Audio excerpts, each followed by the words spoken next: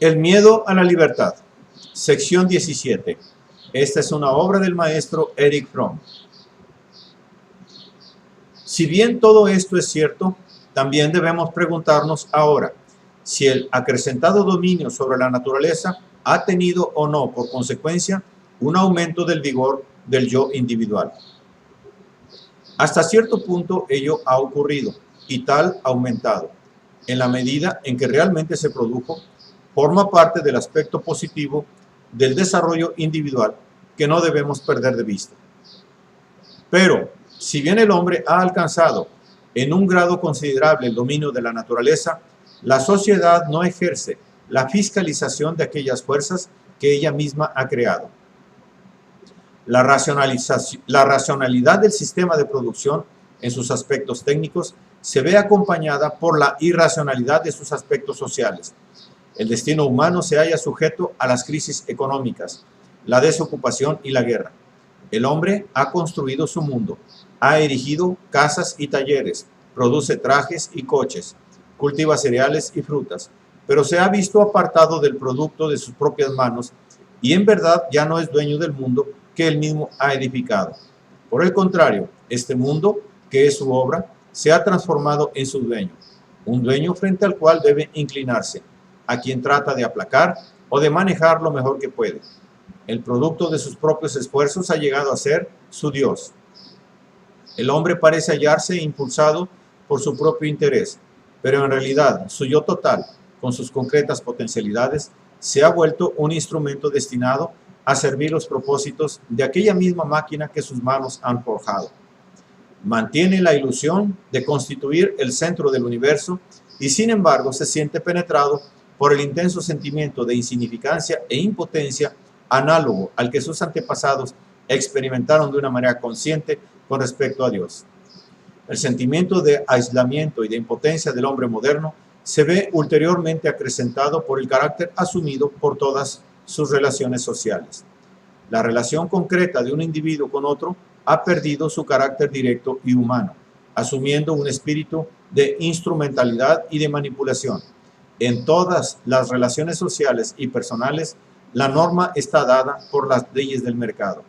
Es obvio que las relaciones entre competidores han de fundarse sobre la indiferencia mutua. Si fuera de otro modo, cada uno de los competidores se vería paralizado en el cumplimiento de su tarea económica, de entablar una lucha contra los demás, susceptible de llegar, si fuera posible, a la destrucción recíproca. La relación entre empleado y patrón se halla penetrada por el mismo espíritu de indiferencia. La palabra inglesa employer encierra toda la historia. El propietario del capital emplea a otro ser humano del mismo modo que emplea una máquina. Patrón y empleado están usándose mutuamente para el logro de sus fines económicos. Su relación se caracteriza por el hecho de que cada uno constituye un medio para un fin, representa un instrumento para el otro. No se trata de modo alguno de la relación entre dos seres humanos que poseen un interés recíproco no estrictamente limitado a esta mutua utilidad. Este mismo carácter instrumental constituye la regla en las relaciones entre el hombre de negocios y su cliente. Este representa un objeto que debe ser manipulado y no una persona concreta cuyos propósitos interesen al comerciante. También la actitud hacia el trabajo es de carácter instrumental. En oposición al artesano de la Edad Media, el moderno industrial no se interesa primariamente en lo que produce, sino que considera el producto de su industria como un medio para extraer un beneficio de la inversión del capital y depende fundamentalmente de las condiciones del mercado, las cuales habrán de indicarle cuáles sectores de producción le proporcionarán ganancias para el capital a invertir. Este carácter de extrañamiento se da no solo en las relaciones económicas, sino también en las personales. Estas toman el aspecto de relación entre cosas en lugar del de relación entre personas. Pero ¿acaso el fenómeno más importante y el más destructivo de instrumentalidad y extrañamiento lo constituye la relación del individuo con su propio yo? El hombre no solamente vende mercancías, sino que también se vende a sí mismo y se considera como una mercancía. El obrero manual vende su energía física, el comerciante, el médico, el empleado venden su personalidad. Todos ellos necesitan una personalidad si quieren vender sus productos o servicios. Su personalidad debe ser agradable, debe poseer energía, iniciativa y todas las cualidades que su posición o profesión requieran. Tal como ocurre con las demás mercancías, el mercado es al que corresponde fijar el valor de estas cualidades humanas y aún su misma existencia. Si las características ofrecidas por una persona no hallan empleo, simplemente no existen, tal como una mercancía invendible carece de valor económico, aun cuando pudiera tener un valor de uso. De este modo, la confianza en sí mismo, el sentimiento del yo, es tan solo una señal de lo que los otros piensan de uno. Yo no puedo creer en mi propio valer, con prescindencia de mi popularidad y éxito en el mercado. Si me buscan, entonces soy alguien. Si no gozo de popularidad, simplemente no soy nadie.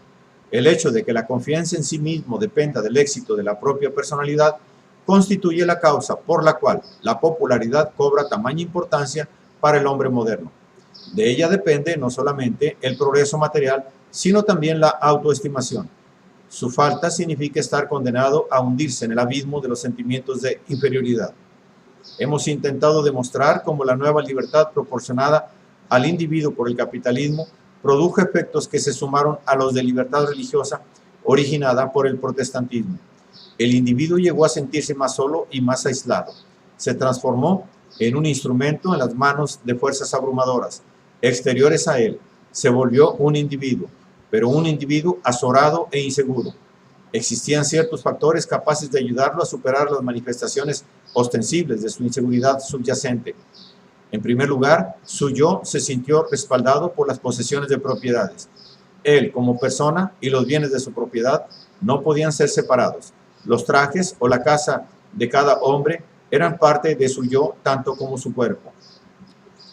Cuanto menos se sentía alguien, tanto más necesitaba tener posesiones. Si el individuo no las tenía o las había perdido, carecía de una parte importante de su yo, y hasta cierto punto no era considerado como una persona completa ni por parte de los otros ni de él mismo. Otros factores que respaldaban al ser eran el prestigio y el poder. En parte se trataba de consecuencias de la posesión de bienes, en parte constituían el resultado directo del éxito logrado en el terreno de la competencia. La admiración de los demás y el poder ejercido sobre ellos se iban a agregar al apoyo proporcionado por la propiedad, sosteniendo al inseguro yo individual. Para aquellos que solo poseían escasas propiedades y menguado prestigio social, la familia constituía una fuente de prestigio individual. Allí, en su seno, el individuo podía sentirse alguien, obedecido por la mujer y los hijos. Ocupaba el centro de la escena, aceptando ingenuamente este papel como un derecho natural que le pertenecía. Podía ser un donadie en sus relaciones sociales, pero siempre era un rey en su casa. Aparte de la familia, el orgullo nacional y en Europa, con frecuencia, el orgullo de clase también contribuía a darle un sentimiento de importancia. Aun cuando no fuera nadie personalmente, con todo se sentía orgulloso de pertenecer a un grupo que podía considerarse superior a otros. Debemos distinguir los factores señalados tendientes a sostener el yo debilitado, de aquellos otros de los que se ha hablado al comenzar este capítulo, a saber, las efectivas libertades políticas y económicas, la oportunidad proporcionada a la iniciativa individual y el avance de la ilustración racionalista. Estos factores contribuyeron realmente a fortificar el yo y condujeron al desarrollo de la individualidad, la independencia y la racionalidad. En cambio, los factores de apoyo al yo tan solo contribuyeron a compensar la inseguridad y la angustia. No desarraigaron estos dos sentimientos, sino que se limitaron a ocultarlos, ayudando de este modo al individuo a sentirse conscientemente seguro o creerse seguro. Pero esta seguridad era en parte superficial y solo perduraba en la medida en que subsistían los factores de apoyo que la habían producido. Todo análisis detallado de la historia europea y americana del periodo que va desde la Reforma hasta nuestros días podría mostrar de qué manera las dos tendencias contradictorias inherentes a la evolución de la libertad a la libertad corren paralelas o con más precisión se entrelazan de continuo. Desgraciadamente, tal análisis va más allá de los límites fijados a este libro y debe ser reservado para otra publicación. En algunos periodos y en ciertos grupos sociales, la libertad humana en su sentido positivo, fuerza y dignidad del ser, constituía el factor dominante. Puede afirmarse en general que ello ocurrió en Inglaterra, Francia, Norteamérica y Alemania, cuando la clase media logró sus victorias económicas y políticas sobre los representantes del viejo clan.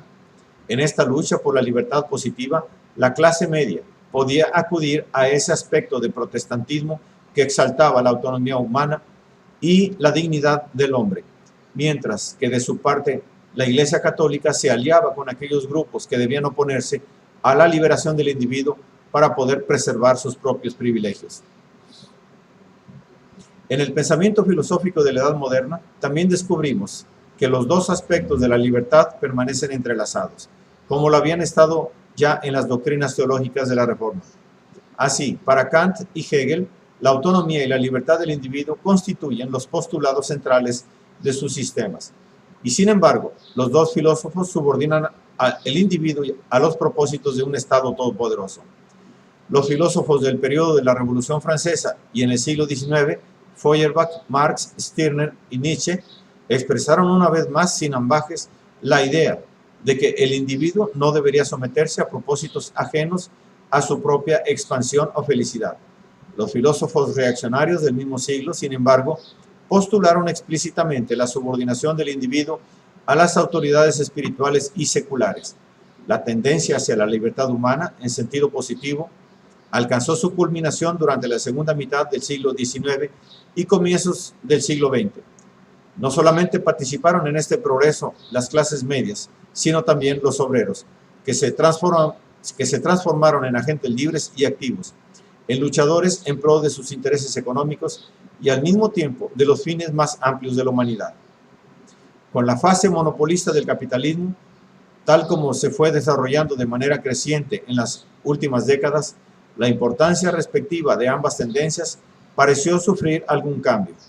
Adquirieron mayor peso factores tendientes a debilitar el yo individual, mientras que aquellos dirigidos a fortificarlo vieron relativamente mermada su importancia. El sentimiento individual de impotencia y soledad fue en aumento. La libertad de todos los vínculos tradicionales se fue acentuando, pero las posibilidades de lograr el éxito económico individual se restringieron. El individuo se siente amenazado por fuerzas gigantescas y la situación es análoga en muchos respecto a la que existía en los siglos XV y XVI.